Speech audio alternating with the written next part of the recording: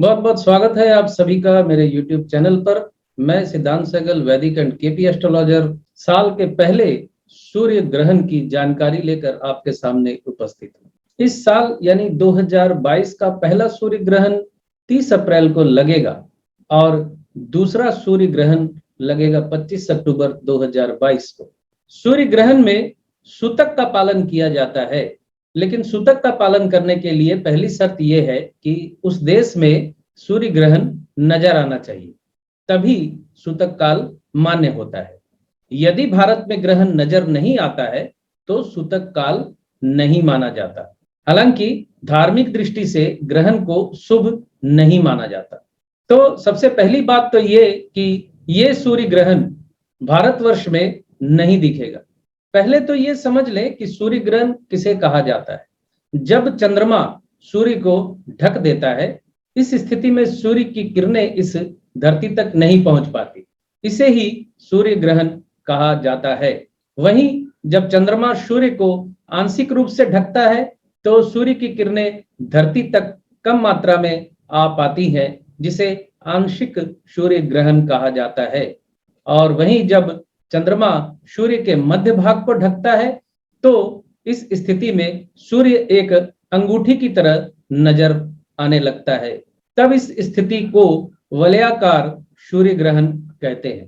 तो इस साल का पहला सूर्य ग्रहण 30 अप्रैल को मध्य रात्रि 12:15 से शुरू होगा और सुबह 4:07 तक रहेगा। यह आंशिक सूर्य ग्रहण होगा क्योंकि ये भारत में नजर नहीं आएगा। साल का पहला सूर्य ग्रहण दक्षिण अमेरिका के दक्षिणी पश्चिमी हिस्से, प्रशांत महासागर, अटलांटिक, अंटार्कटिका में नजर आएगा।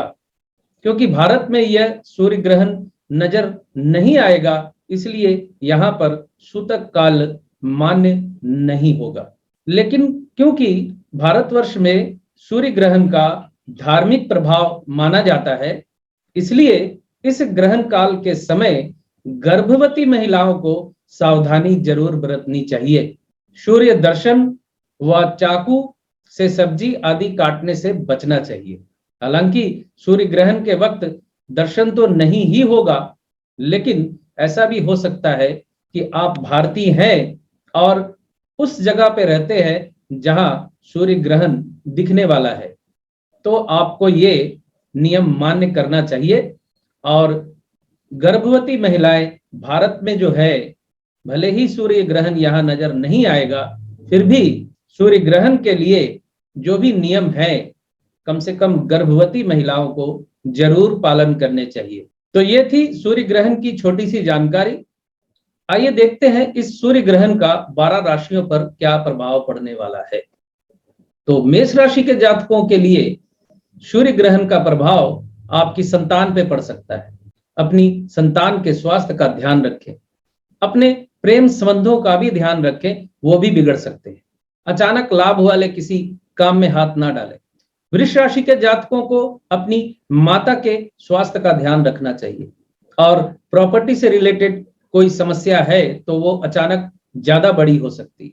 मिथुन राशि के जातकों को अगर बहुत जरूरी नहीं है तो यात्रा टाल देनी चाहिए। छोटे भाई बहनों का स्वास्थ्य भी बिगड़ सकता है। कर्क राशि के जातकों को धन संबंधी लेन देन बहुत सावधानी से करना चाहिए। यानी अगर किसी को रकम दे रहे हैं, पैसा दे रहे हैं, तो उससे सिग्नेचर करवा लीजिए, कागजी कार्रवाई पूरी कीजिए, भरोसे पर मत चलिए। सिंह राशि के जातकों का स्वास्थ्य बिगड़ सकता है। सिंह राशि के जातकों को अचानक किसी बदनामी का सामना भी करना पड़ सकता है। कन्या राशि के जातकों का अगर स्वास्थ्य पहले से बिगड़ा हुआ है तो उनका स्वास्थ्य और बिगड़ सकता है। अपने स्वास्थ्य का ध्यान रखें। दाम्पत्य जीवन में भी प्रभाव पड़ सकता है। बेडरूम प्लेजर अफेक्टेड हो सकता है। तुला राशि के जातक निश्चित प्राप्ति से वंचित हो सकते हैं। बड़े भाई के साथ मनमुटाव हो सकता है। आपका मित्र आपका शत्रु बन सकता है। वृश्चिक राशि के जातक अगर सरकारी नौकरी में है तो उनको अचानक किसी बदनामी का दंश झेलना पड़ सकता है। आपके पिता का स्वास्थ्य बिगड़ सकता है। धनु राशि के जातकों को उच्च शिक्षा में बाधा आ सकती है और पिता का स्वास्थ्य बिगड़ सकता है। धार्मिक परंपराओं के खिलाफ बोलने से आप बचें। मकर राशि के जातकों का स्वास्थ्य अगर पहले से बिगड़ा हुआ है तो उनका स्वास्थ्य और ज्यादा बिगड़ सकता है। उम्र अगर ज्यादा है तो शारीरिक तकलीफ में वृद्धि हो सकती है। कुंभ राशि के जातकों के जीवन साथी का स्वास्थ्य बिगड़ सकता है। व्यवसाय में कोई बड़ा नुकसान हो सकता है। मीन राशि के जातकों का स्वास्थ्य बिगड़ सकता है अचानक। उनके मामा मौसी के स्वास्थ्य पर भी बुरा प्रभाव पड़ सकता है। किसी के यहाँ प्राइवेट नौकरी आप करते हैं, ये प्राइवेट नौकरी इस प्रकार की कि किसी के घर में नौकर का काम करते हैं, सेवक का काम करते हैं, तो आपका स्वास्थ्य बिगड़ सकता है।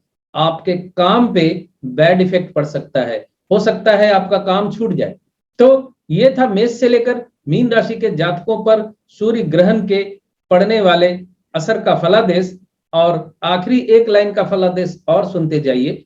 क्योंकि भारतवर्ष में ये सूर्य ग्रहण दृश्य नहीं है, यानी यहां नहीं दिखेगा, इसलिए जो भी नेगेटिव फलादेश मैंने मेष राशि से मीन राशि तक बताया है उसको आप आधा कर दीजिए, यानी उनका बुरा प्रभाव आधा कर दीजिए। आधा समझ के चलिए, आधे से भी आधा कर सकते हैं, यानी बहुत ज्यादा बुरा प्रभाव नहीं पड़ेगा। लेकिन जिनकी सूर्य की महादशा चल रही है, सूर्य की अंतरदशा चल रही है, वो जरूर थोड़ा सावधान रहें। और हाँ, क्या उपाय करना चाहिए? तो ग्रहण सूर्य पे लगने वाला है और ग्रहण राहु के द्वारा लगने वाला है।